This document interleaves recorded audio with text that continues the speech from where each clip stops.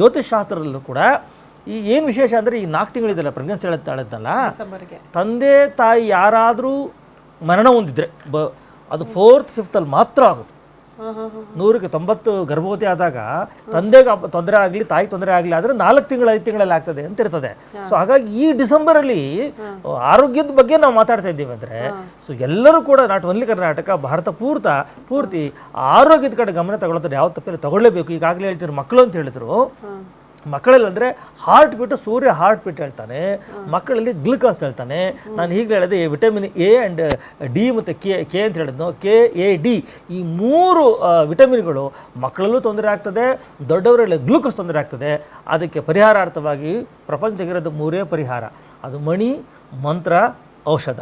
ಮಣಿಯಾದರೂ ಹಾಕ್ಕೊಳ್ಳಿ ಅಥವಾ ಮಂತ್ರ ಆದರೂ ಹೇಳ್ಕೊಳ್ಳಿ ಅಥವಾ ವೈದ್ಯರನ್ನ ಕಂಡಾದರೂ ಮಾಡ್ಕೊಳ್ಳಿ. ಮಣಿ, ಮಂತ್ರ, ಔಷಧ 3 ಪರಿಹಾರ. ಅದನ್ನು ಈ ಕಾರ್ಯಕ್ರಮದ ಮುಖಾಂತರ ತಾವೆಲ್ಲರೂ ಕಂಡುಕೊಂಡು ಯಾರ ಬಳಿಗಾದರೂ ಹೋಗಿ ಈಗಿನ ಕಾಲ ತಕ್ಕಾಗಿ ವೈದ್ಯಶಾಸ್ತ್ರ ಬಹಳ ಮುಖ್ಯವಾಗಿರ್ತದೆ, ನಾರಾಯಣನ ಸ್ವರೂಪ. ಹಾಗಾಗಿ ಪರಿಹಾರ ಅಂದಾಗ 3 ಪರಿಹಾರಗಳನ್ನು ನೀವು ಮಾಡ್ಕೊಳ್ಳೇಬೇಕು. ಇದು ನಮಗಂತೂ ಈ ಕಾರ್ಯಕ್ರಮ ಭಾಳ ಸಂತೋಷ ಕಾರ್ಯಕ್ರಮ. ಯಾಕಂದರೆ ಭಾಗ್ಯ ಅಂತ ನಮ್ಗೆ ಜಾತಕ ಕೊಟ್ಟಾಗ ನಾವು ನೋಡೋದೇ ಮೊದಲು ಭಾಗ್ಯ ನೋಡ್ತೀವಿ, ಆರೋಗ್ಯ ಭಾಗ್ಯ ನೋಡ್ತೀವಿ. ಆರೋಗ್ಯ ಭಾಗ್ಯ ಇಲ್ಲ ಅಂದರೆ ಯಾವ ಜಾತಕ ತಗೊಂಡು ನಮಗೇನು ಪ್ರಯೋಜನ ಇಲ್ಲ. ಹಂಗಾಗಿ ಈ ವರ್ಷದ ಅತ್ಯಂತ ಉತ್ತಮ ಕಾರ್ಯಕ್ರಮ ನಾನು ಅಟೆಂಡ್ ಮಾಡ್ತಾ ಇರೋದ್ರೆ ಇದೇ ಅನ್ಸುತ್ತೆ. ಯಾಕಂದರೆ ಆರೋಗ್ಯಕ್ಕಿಂತ ದೊಡ್ಡದು ಯಾವುದೂ ಜಗತ್ತಲ್ಲಿಲ್ಲ. ಸೊ ಅದರಿಂದ ಎಲ್ಲರೂ ಕೂಡ ಆರೋಗ್ಯದ ಬಗ್ಗೆ ಗಮನ ಕೊಡಿ. ಅದರಲ್ಲೂ ಕೂಡ ತಲೆನೋವು ಇರತಕ್ಕಂಥವರು, ಹಾರ್ಟ್ ಪೇಷಂಟ್ ಇರತಕ್ಕಂಥವ್ರು ಬಹಳ ಜಾಗೃತಿಯಾಗಿರಬೇಕು ಅಂತ ಈ ಮೂಲಕ ಹೇಳಕ್ಕೆ ಇಷ್ಟಪಡ್ತೀನಿ. ಡಾಕ್ಟರ್, ನಿಮ್ಮ ಪ್ರಕಾರ ಹೆಂಗೆ ಕೇರ್ ತಗೊಂಡ್ರೆ ಒಳ್ಳೇದು? ಈಗ ಬಹುತೇಕರು ಮನೇಲಿ ಸ್ವಲ್ಪ ಕೇರ್ ತಗೊಳ್ಳಿ, ಅದು ವಿಪರೀತ ಆಗೋದಕ್ಕೆ ಬಿಡಬೇಡಿ ಅಂತ ಎಲ್ಲ ಹೇಳ್ತಾರೆ. ಮನೇಲಿ ಏನಾದ್ರು ಸ್ವಲ್ಪ ಕೇರ್ ಮಾಡ್ಕೊಳ್ಬಹುದಾ? ಸ್ವಲ್ಪ ಜಾಸ್ತಿ ಸಿವಿಯರ್ ಆಗೋಕ್ಕೂ ಮುಂಚೆನೆ? ಹೌದು, ಜ್ವರ ಅದನ್ನೇ ಏನು ಹೇಳ್ತೇವೆ ಅಂದರೆ ನಾವು ಡೇಂಜರ್ ಸೈನ್ಸ್ ಅಂತ ಹೇಳ್ತೀವಿ. ಸೊ ಯೂಶಲಿ ಡಾಕ್ಟ್ರಿಗೆ ಹೋಗ್ಬೇಕಾದ್ರೆ ಏನು ಮೊದಲನೇ ದಿನನೇ ಹೋಗ್ಬೇಕಾ ಹುಷಾರು ತಪ್ಪಿ, 2ನೇ ದಿನನೇ ಹೋಗ್ಬೇಕಾ ಆ ಥರ ಏನಿಲ್ಲ.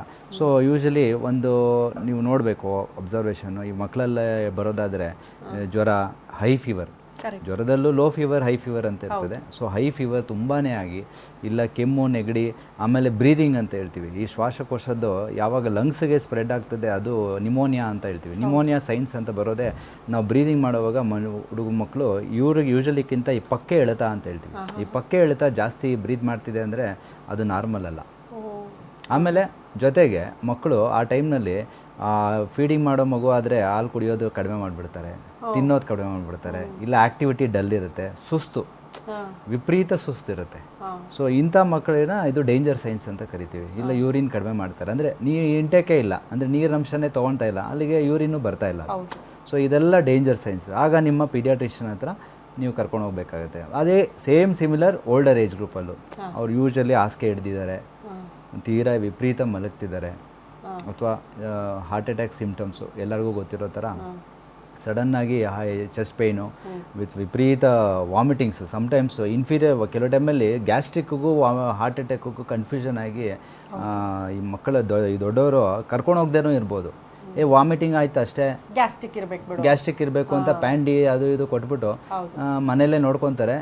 ಒಂದು ಸತಿ ಏನಾಗುತ್ತೆ, ಸಡನ್ನಾಗಿ ಅದು ಮ್ಯಾಸಿವ್ ಹಾರ್ಟ್ ಅಟ್ಯಾಕ್ ಅಂತ ಹೇಳ್ತೀವಿ. ಯೂಶಲಿ ಈ ಸಿಂಪಲ್ ಹಾರ್ಟ್ ಅಟ್ಯಾಕ್ ಆದರೆ ಏನೋ 1 ವೆಸಲ್ ಅಂತ ಹೇಳ್ತೀವಿ. ಈ ಮ್ಯಾಸಿವ್ ಅಂದರೆ ಟ್ರಿಪಲ್ ವೆಸಲ್ ಬ್ಲಾಕ್ ಅಂತ ಕರಿತೀವಿ. ಅದು main vessel, main feeding artery, coronary ಅಂತ ಏನು ಹೇಳ್ತೀವಲ್ಲ, ಅದೇ ಮ್ಯಾಸಿವ್ ಬ್ಲಾಕ್ ಆದಾಗ ಅದು ಹಾಗಾಗ್ತದೆ. ಸೊ ಈ ಆದಾಗ ಸಿವಿಯರ್ ಪೇಯ್ನು, ಮ್ಯಾಸಿವ್ ಸ್ವೆಟ್ಟಿಂಗು, ಈ ಥರ ಆದಾಗೆಲ್ಲ ಸಡನ್ನಾಗಿ ನೀವು ನಿಮ್ಮ ನಿಯರ್ ಬೈ ಹಾಸ್ಪಿಟ್ಲಿಗೆ ಕರ್ಕೊಂಡು ಬರುತ್ತೆ. ಸೊ ಇದು ಅಲ್ವಾ, ಸೇಮ್ ನಿಮೋನಿಯಾ ಸಿಮ್ಟಮ್ಸ್ ಅಂತೂ ದೊಡ್ಡವರಲ್ಲಿ ಸರ್ವೇ ಸಾಮಾನ್ಯ. ಸ್ಟ್ರೋಕ್ ಆಗಲಿ, ಈ ಥರ ಸಡನ್ನಾಗಿ ಒಂದು ಭಾಗ ಮೂವ್ ಆಗ್ತಿಲ್ಲ, ಅಥವಾ ಮೂತಿ ಒಂದು ಕಡೆ ಎಳಿತಾ ಇದೆ, ಇದೆಲ್ಲ ಲಕ್ಷಣಗಳು. ಅದು ಇಮಿಡಿಯೇಟಾಗಿ ಹಾಸ್ಪಿಟ್ಲಿಗೆ ಹೋಗ್ಬೇಕಾಗುತ್ತೆ. ಸ್ವಲ್ಪ ಕೇರ್ ಇರಬೇಕು, ದಯವಿಟ್ಟು ನೆಗ್ಲೆಕ್ಟ್ ಮಾಡಬೇಡಿ ಚಿಕ್ಕ ಪುಟ್ಟ ಸಮಸ್ಯೆಗಳು ಅಂತ. ಕೊನೆಯದಾಗಿ ಕ್ವಿಕ್ ಆಗಿ ದಿನೇಶ್ ಅವರು ಏನು ಹೇಳ್ತಾರೆ ಅಂತ. ಕೊನೆಯದಾಗಿ ಹೇಳಬೇಕು ಅಂದರೆ ಗ್ರಹಗಳಿಗೆ ಮತ್ತು ಆಹಾರಕ್ಕೂ ಕೂಡ ಸಂಬಂಧ ಇದೆ. ಅವಾಗಲೇ ನಾವು ಹೇಳ್ದಂಗೆ ಧನುರ್ ರಾಶಿಲಿ ಸೂರ್ಯ ಮತ್ತು ಮಂಗಳ ಇದ್ದಾಗ, ಮಂಗಳ ಒಂದು ಫುಡ್ಡನ್ನು ನಾವು ತಗೊಳ್ಬೇಕು ಅಂತಂದರೆ ಅಲ್ಲಿ ಪೆಪ್ಪರ್ ಅಂತ ಬರುತ್ತೆ. ಮಂಗಳಿಗೆ ಒಂದು ಫುಡ್ನ ಕೊಟ್ಟಿದ್ದಾರೆ, ಪೆಪ್ಪರ್ಗೆ ಮಂಗಳಕಾರಕ. ಸೊ ಅದಕ್ಕೆ ಚಳಿಗಾಲದಲ್ಲಿ ಮಂಗಳನ ಆ್ಯಕ್ಟಿವೇಟ್ ಮಾಡ್ಕೋಬೇಕು ಅಂತಂದರೆ ಪ್ರತಿಯೊಂದು ಆಹಾರದಲ್ಲೂ ಪೆಪ್ಪರ್ ಯೂಸ್ ಮಾಡಿ. ಆ ಪೆಪ್ಪರ್ನ ಯೂಸ್ ಮಾಡಿದಾಗ ಏನಾಗುತ್ತೆ, ಅಲ್ಲಿ ಒಳಗಡೆ ಇರ್ತಕ್ಕಂಥ ನಿಮೋನಿಯಾ ಆದಾಗೆಲ್ಲ ಅದೆಲ್ಲ ಸ್ವಲ್ಪ ಹೊಡೆಯುತ್ತೆ. ಸೊ ಇವತ್ತು ಏನಾಗ್ಬಿಟ್ಟಿದೆ, ನಾವೆಲ್ಲ ಮಕ್ಕಳಿಗೆಲ್ಲ ಪಿಜ್ಜಾ ತಿನ್ನಿಸ್ಬಿಟ್ಟು ಅದೇನೋ ಕೋಕೋ ಎಲ್ಲ ಕುಡಿಸಿದಾಗ ಜಾಸ್ತಿ ಆಗುತ್ತೆ. ಅದನ್ನು ನಾವು ವಾತಾವರಣ ಮತ್ತು ಫುಡ್ ಹ್ಯಾಬಿಟ್ಸ್ ಎರಡನ್ನೂ ನಾವು ಜೋಡಿಸಿದಾಗ ಆರೋಗ್ಯ ಕೆಡುತ್ತೆ. ಸೊ ಆರೋಗ್ಯದಲ್ಲೇ ನಾವು ಚೆನ್ನಾಗಿರಬೇಕು ಅಂತಂದರೆ ಫುಡ್ ಹ್ಯಾಬಿಟ್ಸ್ನ ನಾವು ಫಸ್ಟ್ ಚೇಂಜ್ ಮಾಡಿ ಅದನ್ನು ನಾವು ಲೈಫ್ ಸ್ಟೈಲ್ ಅಂತ ನಾವು ಕರಿತೀವಿ. ಸೊ ಆಹಾರದಲ್ಲಿ ನಮ್ಮ ಪ್ರಕೃತಿದತ್ತವಾಗಿ ಬಂದಿರತಕ್ಕಂಥ ನ್ಯಾಚುರಲ್ ಆಗಿರ್ತಕ್ಕಂಥ ಈ ಒಂದು ಪೆಪ್ಪರ್ನ ನಾವು ಹೆಚ್ಚಾಗಿ ಯೂಸ್ ಮಾಡ್ತಾ ಇದ್ದರೆ ಮಂಗಳ ಸ್ವಲ್ಪ ಹೆಲ್ಪ್ ಆಗುತ್ತೆ.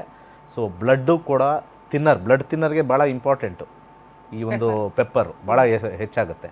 ಸೊ ನಾವು ಟೀ ಕುಡಿತೀವಿ ಬೆಳಗ್ಗೆ ಹೊತ್ತು, ಸಿನಮನ್ನು ಪೆಪ್ಪರು ಹಾಕಿ ಕುಡಿದ್ರೆ ಡೆಫಿನೆಟ್ಲಿ ಸ್ವಲ್ಪ ವಿ ಕ್ಯಾನ್ ಜಸ್ಟ್ ಡೆಫಿನೆಟ್ಲಿ ಇದೆ. ಸೊ ಹಾಗೆ ಪರಿಹಾರ ಹೇಳ್ಬಿಡ್ತೀನಿ, ಅವರು ವೈದ್ಯರು ಹೇಳ್ಬೋದು. ಮಂತ್ರದಲ್ಲಿ ಪರಿಹಾರ ಅಂದರೆ ಆದಿತ್ಯ ಹೃದಯನ ಕೇಳಬೇಕು. ಯಾರಿಗೆ ಆರೋಗ್ಯ ಸಮಸ್ಯೆ ಬಂದ ಕೂಡಲೇ ಆದಿತ್ಯ ಹೃದಯ ಈ ಡಿಸೆಂಬರಲ್ಲಿ ಆದಿತ್ಯ ಹೃದಯ ಋಣಮೋಚಕ ಮಂಗಲ ಸ್ತೋತ್ರ ಈ ಎರಡನ್ನು ಕೇಳೋದ್ರಿಂದ ಮಂತ್ರದಲ್ಲಿ ಪರಿಹಾರ ಸಿಗುತ್ತೆ. ಸೊ ಅದ್ರ ವೈದ್ಯರು ನಿಮಗೆ ಇದ್ದೇ ಇರ್ತಾರೆ, ಅವರನ್ನು ನೀವು ಕಾಣಿ. ಆದರೆ ಮಂತ್ರ ಅಂದಾಗ ಆದಿತ್ಯ ಹೃದಯಂ ಋಣಮೋಚಕ ಮಂಗಲ ಸ್ತೋತ್ರವನ್ನು ಹೇಳುವುದರಿಂದ ಡಾಕ್ಟ್ರು ಕೊಡ್ತಕ್ಕಂಥ ಮೆಡಿಸನ್ನು ಬಾಡಿಗೆ ರೆಸ್ಪಾನ್ಸ್ ಆಗುತ್ತೆ ಅಂತ ಜ್ಯೋತಿಷಾಸ್ತ್ರ ಹೇಳುತ್ತೆ. Yes thank you. ಇಷ್ಟೊತ್ತು ನಮ್ಮ ಜೊತೆಗೆ ಜಾಯ್ನ್ ಆಗಿ doctor, thank you so much. ಇಷ್ಟೊತ್ತು ನಮ್ಮ ಜೊತೆ ಜಾಯ್ನ್ ಆಗಿ ಸಾಕಷ್ಟು ಮಾಹಿತಿ ಕೊಟ್ಟಿದ್ದೀರಾ.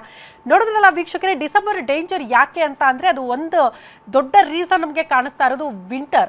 ಪ್ರತಿ ವರ್ಷಕ್ಕೆ ಕಂಪೇರ್ ಮಾಡಿದ್ರೆ ಈ ವರ್ಷ ಸ್ವಲ್ಪ ಚಳಿ ಜಾಸ್ತಿ ಇರೋದ್ರಿಂದ ಆರೋಗ್ಯ ಸಮಸ್ಯೆಗಳು ವಿಪರೀತವಾಗಿ ನೋಡೋದಕ್ಕೆ ಸಿಗುತ್ತೆ. ಜೊತೆಗೆ ಗ್ರಹಗತಿಗಳು ಸ್ವಲ್ಪ ಬದಲಾವಣೆ ಆಗಿರೋದ್ರಿಂದ ಅಲ್ಲೂ ಕೂಡ ಸಮಸ್ಯೆಗಳು ಜಾಸ್ತಿ ಆಗಬಹುದು. ಹಾಗಾಗಿ ನಿಮ್ಮ ಆರೋಗ್ಯದ ಬಗ್ಗೆ ಸ್ವಲ್ಪ ಕಾಳಜಿ ವಹಿಸಿ ಇಂಥ ಸಮಸ್ಯೆಗಳಿಂದ ದೂರ ಇರಿ ಅನ್ನುವಂಥ ವಿಚಾರವನ್ನು ತಜ್ಞರು ಹೇಳ್ತಿದ್ದಾರೆ. ಸ್ವಲ್ಪ ಕೇರ್ ತಗೊಳ್ಳಿ ನಿಮ್ಮ ಆರೋಗ್ಯದ ಬಗ್ಗೆ ಅಂತ ಹೇಳ್ತಾ ಇದಾಗಿತ್ತು ಈ ಹೊತ್ತಿನ ವಿಶೇಷ. ಇದು ಗ್ಯಾರಂಟಿ ನ್ಯೂಸ್, ಸುದ್ದಿ ಖಚಿತ, ನ್ಯಾಯ ನಿಶ್ಚಿತ.